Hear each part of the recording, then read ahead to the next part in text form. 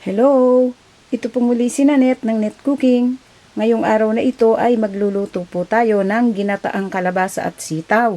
At ito po ay lalagyan natin ng hipon. At ito po ang ating mga kailangan sa pagluluto. So meron po tayo ditong kalabasa or squash.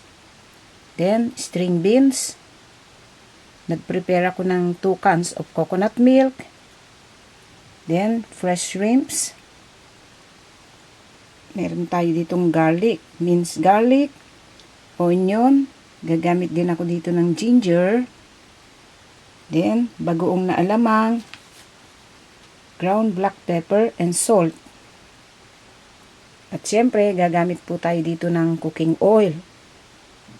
Okay, umpisahan na po natin ang pagluluto natin sa ating ginataang sitaw at kalabasa na may hipon. Then ngayon, ang susunod po natin gagawin, so, meron tayo ditong 1 tablespoon of cooking oil sa ating kawali or wok.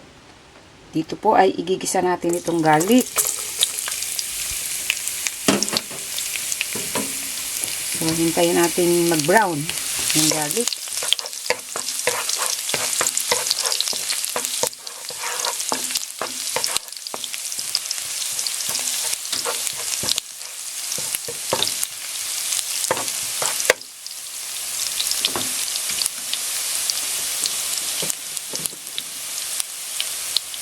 Sunod natin itong onion.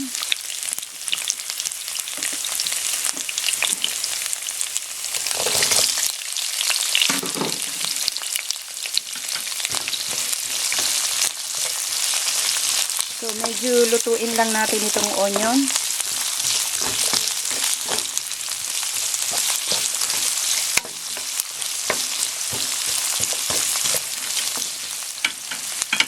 Then, dito po, ilagay natin itong shrimp.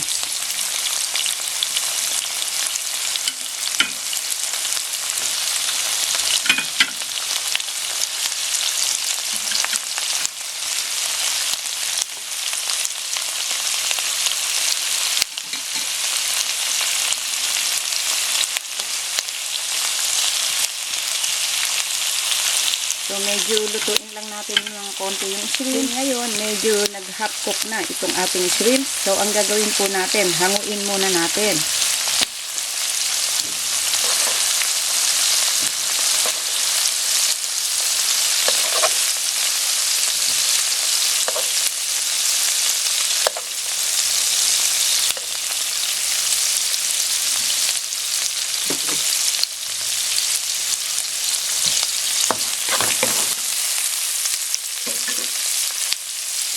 Then, dito po, ilagay natin itong ating bagoong.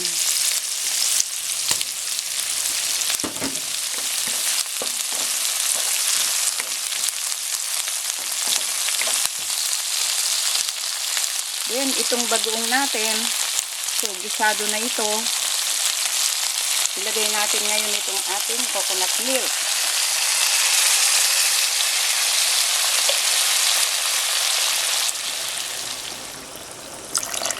So, 2 cans of coconut milk po ang gagamitin ko dito.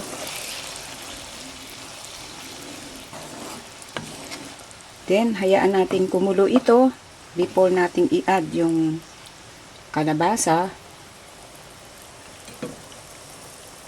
Then, ngayon po, kumukulo na itong ating gata. So, ilagay po natin itong ating kalabasa.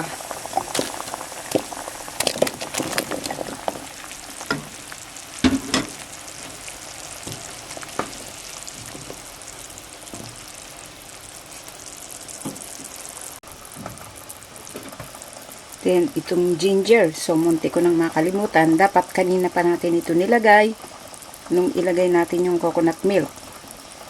So, ihabol natin. Then, lagyan po natin ng takip or i-cover natin at hintayin po natin lumambot yung kalabasa. Then, ngayon, pagkaraan po ng 5 minutes, i-check po natin.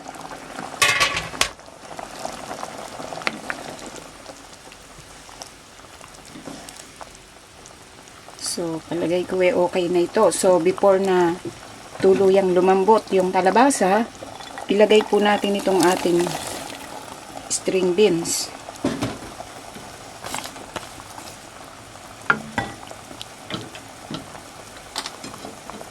Then, ibalik po natin itong ating mga shrimps. Lagyan po natin ng ground black pepper and salt.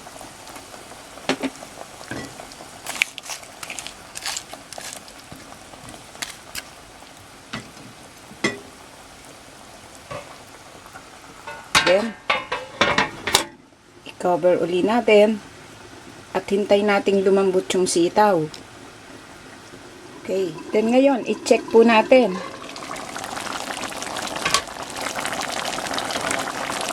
So, palagay ko malambot na itong ating string beans.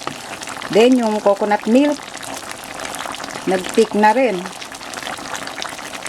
So, palagay ko okay na ito. Ang gagawin po natin, i-turn off na natin yung heat. Then, ngayon, pwede na po natin itong iserve at kainin. Then, ngayon, ito po ang kinalabasan sa pagkakaluto po natin sa ating ginataang sitaw at kalabasa na nilagyan natin ng hipon.